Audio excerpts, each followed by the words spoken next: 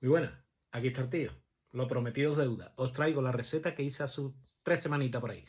El calabacín relleno de salchicha, que no va en horno, va en una olla con una salsa de tomate. Esta, ¿os acordáis? Pues esta es. Aquí os explico cómo va la cosa. Espectacular, para chuparse los dedos.